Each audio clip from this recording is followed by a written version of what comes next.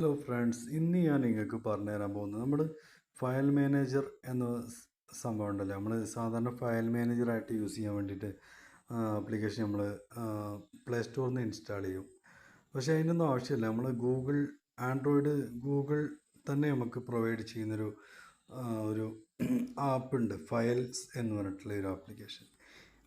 ഈ ആപ്ലിക്കേഷൻ നമ്മൾ യൂസ് ചെയ്യുകയാണെങ്കിൽ ഫയൽ മാനേജറായിട്ട് യൂസ് ചെയ്യാൻ മാത്രമേ പറ്റുള്ളൂ എന്നാണ് എല്ലാവരുടെയും വിചാരം. പക്ഷെ അങ്ങനെയല്ല. ഈ ആപ്പ് കൊണ്ട് ഒരുപാട് ഗുണങ്ങളുണ്ട്.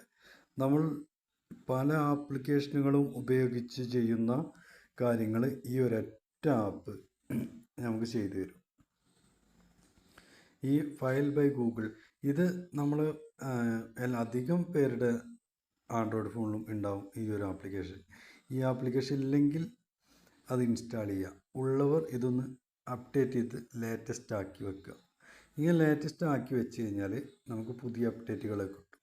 അപ്പോൾ ഇതിൻ്റെ ഗുണങ്ങൾ എന്തൊക്കെ, ഇതുകൊണ്ട് ചെയ്യാൻ പറ്റുന്ന കാര്യങ്ങൾ എന്തൊക്കെയാണെന്നാണ് ഞാനിന്ന് പറയാൻ പോകുന്നത്. ഓക്കെ, അപ്പോൾ നമ്മൾ ഈ സംഭവം ഇൻസ്റ്റാൾ ചെയ്തതിന് ശേഷം ഓപ്പൺ ചെയ്യാം. ഓപ്പൺ ചെയ്ത് നമ്മൾ സാധാരണ ഫയൽ മാനേജർ കാണുന്ന പോലെ ഇങ്ങനെ കാണാൻ പറ്റും. പക്ഷേ ഇതിൽ മുകളിൽ കാണുന്നതിൽ ഈ 3 ലൈൻ ഉണ്ടല്ലോ, ഈ 3 ലൈൻ അതിൽ ക്ലിക്ക് ചെയ്യുക. അതിൽ ക്ലിക്ക് ചെയ്യുമ്പോൾ ക്ലീൻ എന്നൊരു ഓപ്ഷൻ ഉണ്ട്, അതിൽ ക്ലിക്ക് ചെയ്യുക. അതിൽ ക്ലിക്ക് ചെയ്താൽ നമുക്ക് കാണാൻ പറ്റും ജങ്ക് ഫയൽ 8.19 KB. ഇതിപ്പോൾ ഞാൻ ആൾറെഡി ജങ്ക് ക്ലീൻ ആക്കി, അതുകൊണ്ടാണ് ഇപ്പോൾ ഇത്ര കുറവ്. അപ്പം നമ്മൾ സാധാരണ ജങ്ക് ഫയൽ ക്ലീൻ ആക്കാൻ ഒരു ആപ്ലിക്കേഷൻ ഇൻസ്റ്റാൾ ചെയ്യേണ്ട ഒരു ആവശ്യം വരാറുണ്ട്. നമ്മുടെ ഫോണിൽ ജങ്ക് ഫയൽ എവിടെയെന്ന് അറിയില്ല. അപ്പോൾ അതിനെ തിരഞ്ഞുപിടിച്ച് ഡിലീറ്റ് ആക്കാൻ നമ്മൾ അതിനൊരു ആപ്പ് ഇൻസ്റ്റാൾ ചെയ്യേണ്ടി വരും. പക്ഷേ ഈ ആപ്പ് ഉണ്ടെങ്കിൽ അതിൻ്റെ ഒന്നും ആവശ്യമില്ല.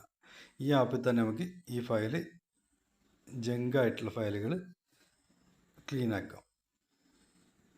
പിന്നെ ഡ്യൂപ്ലിക്കേറ്റ് എന്ന് പറഞ്ഞാൽ നമ്മൾ ആൾറെഡി സെറ്റാക്കി വെച്ച പിക്കുകളുടെ ഡ്യൂപ്ലിക്കേറ്റ് ആയിട്ട് അങ്ങനെ കിടക്കുന്നുണ്ടാവും. ഡ്യൂപ്ലിക്കേറ്റ് പറഞ്ഞാൽ അതേപോലെ തന്നെ വേറെ ഇങ്ങനെ കിടക്കുന്നുണ്ടാവും. അപ്പോൾ അത് നമ്മൾ സെലക്ട് ആൾ കൊടുത്തിട്ട് മൂവ് ട്രാഷ് കൊടുക്കുക. ഈ ട്രാഷിൽ പോയി കഴിഞ്ഞാൽ ഡിലീറ്റ് ആവുന്നില്ല കേട്ടോ. ഈ ട്രാഷിൽ പോയാൽ അതിന് നമ്മൾ ഒന്നുകൂടി ഡിലീറ്റ് ആക്കണം. അതെങ്ങനെയാണെന്ന് ഞാൻ പറഞ്ഞുതരാം. പിന്നെ ഡിലീറ്റ് ഉണ്ടാവും, മെമ്മകൾ.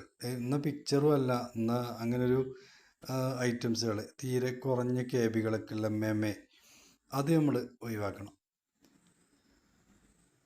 അത് നമ്മൾ ഒഴിവാക്കി കഴിഞ്ഞാൽ പിന്നെ നമ്മൾ ഒന്നുകൂടി ബാക്ക് വന്നാൽ നമ്മൾ ഡിലീറ്റ് ഓൾഡ് സ്ക്രീൻഷോട്ട്. നമ്മൾ എന്തെങ്കിലും കാര്യത്തിന് വേണ്ടി സ്ക്രീൻഷോട്ട് എടുത്ത് വെച്ചിട്ടുണ്ടെങ്കിൽ അതങ്ങനെ പഴകി പിന്നെ നമ്മളത് യൂസ് ചെയ്യാത്തൊരവസ്ഥയ്ക്ക് വരും. അപ്പോൾ അങ്ങനെ ആകുമ്പോൾ അത് നമുക്ക് ആവശ്യമില്ല എന്നാണെങ്കിൽ നമുക്ക് ആവശ്യമില്ലാത്തത് ഏതൊക്കെയാണെന്ന് വെച്ചാൽ അത് സെലക്ട് ചെയ്തിട്ട് നമ്മളത് ഒഴിവാക്കി കൊടുക്കുക. ഓക്കെ, പിന്നെ അതേപോലെ ഡിലീറ്റ് ബ്ലറി ഫോട്ടോ. ബ്ലറായി കിടക്കുന്ന ഫോട്ടോകൾ ഉണ്ടാവും, ഒന്നും ക്ലിയർ ഇല്ലാതെ കിടക്കുന്നത്. അപ്പോൾ അത് സെലക്ട് കൊടുത്തിട്ട് മൂവ് ട്രാഷൊക്കെ ഇടാം.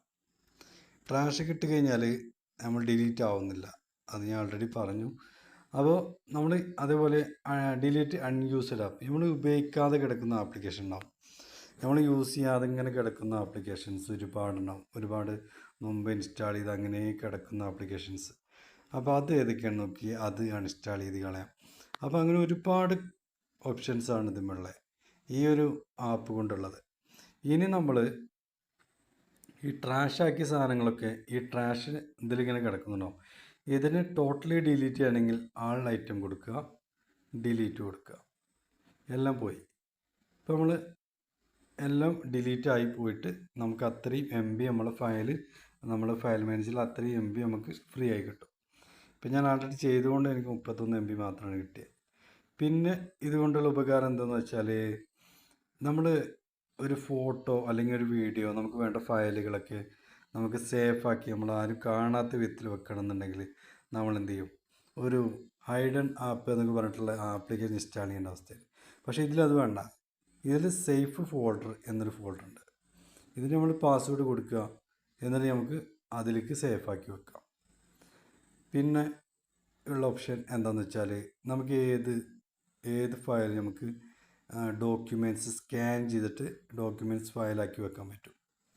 അതിൻ്റെ ഒരു ഓപ്ഷനാണ് ഈ കാണുന്നത്.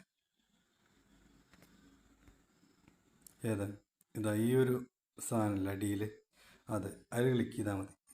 അപ്പോൾ ജസ്റ്റ് അത് ഫോട്ടോ അതിൻ്റെ പിക്കുമ്പോൾ ഇങ്ങനെ കാണിച്ചു കഴിഞ്ഞാൽ അത് ഡോക്യുമെൻറ്റ്സ് ഫയലായിട്ട് നമുക്ക് സേവ് ആക്കി കിട്ടും. അപ്പോൾ ഇതാണ് ഇന്നത്തെ വീഡിയോ ഇഷ്ടമായെങ്കിൽ ലൈക്ക് ചെയ്യുക, നിങ്ങളുടെ ഫ്രണ്ട്സിന് ഷെയർ ചെയ്ത് കൊടുക്കുക. അതുപോലെ തന്നെ ചാനൽ സബ്സ്ക്രൈബ് ചെയ്യുക, ചാനൽ ബെൽ ബട്ടണും ക്ലിക്ക് ചെയ്യുക. Okay, thank you.